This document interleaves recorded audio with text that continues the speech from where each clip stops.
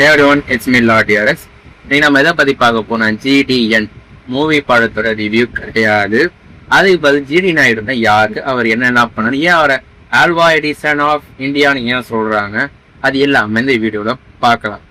தென் இது ஒரு சின்ன ஒரு ஹிஸ்ட்ரி கிளாஸ் மாதிரி இருக்கும். ஸோ ஸ்கிப் பண்ணாதீங்க, பாருங்க. உங்களுக்கு என்டர்டைன்மெண்ட்டாக வேணும்னா மாதவன் சார் மூவி ரிலீஸு அதை போய் பாருங்க.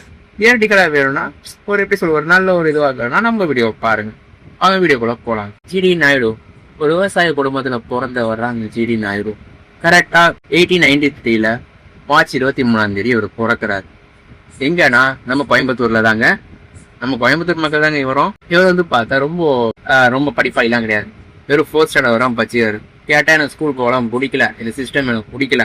இவரும் அதே இதுதான், எனக்கு ப்ராக்டிகல் கிளாஸ் தான் வேணும்னு சொல்லி அவர் ஸ்கூலில் ஏன்னா அப்புறம் அவங்க அப்பாவோட விவசாயத்தில் இவரும் வந்து பங்கெடுத்து விவசாயமும் பண்ணுறாரு. லேட்டரெல்லாம் வந்து பார்த்தா ஒரு பிரிட்டிஷ்காரன் பைக்கை பார்க்குறாருங்க.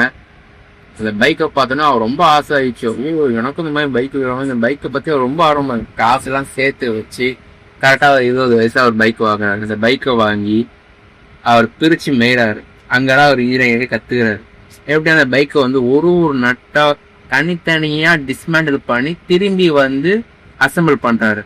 அந்த டேலண்ட் அவருக்கு எப்படி சொல்றாரு, அவர் அப்புறம் நானும் ஒரு இன்ஜினியராக அவர் ப்ரூவ் பண்றாரு. படிக்கல, எதுவுமே பண்ணல.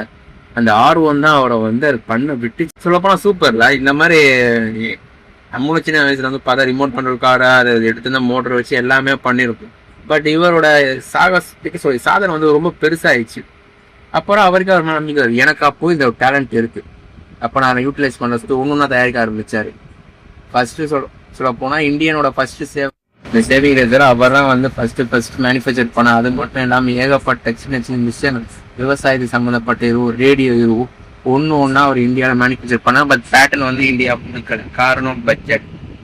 அதே மாதிரி அந்த டைம் வந்து பிரிட்டிஷ் ரூல் பண்ணிட்டு இருந்தாங்க. இந்த சமயத்தை நம்ம ஃப்ரீடம் கிடைக்கல. இவர் வந்து பார்த்தா இவரோட இன்வென்ஷன்லாம் நாளுக்கு நாள் ரொம்ப ரொம்ப ரொம்ப ரொம்ப சூப்பராகிட்டு வருது.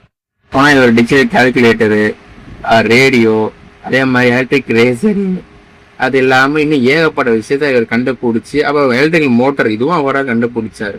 இவரை வந்து பாராட்டுற விதமா நம்ம சொல்லப்போனால் ஒரு வாட்டி ஜெர்மனிக்கு போய் ஹிட்லரே சந்திச்சு இது பண்ண. அப்போ ஹிட்லர் சொல்லிக்கிறாரு, இப்போ இன்வெஸ்ட்க்கு நாங்கள் ஃபேனுங்க சொல்லிக்கிறாரு. அது திரும்ப நம்ம ஜிடி நாயுடு இருக்கிறான். இவர் கரெக்டா 1974 இறந்துட்டார்.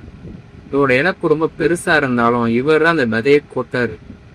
அதை நினைச்சு எனக்கு ரொம்ப ப்ரௌடா இருக்கு. சொல்லப்போனா இடப்பட்ட காலத்துல இந்த வந்து ஒரு பிசினஸ் ஸ்டார்ட் பண்ணான்னு பிளான் போறாரு. 1910 வந்து பார்த்தா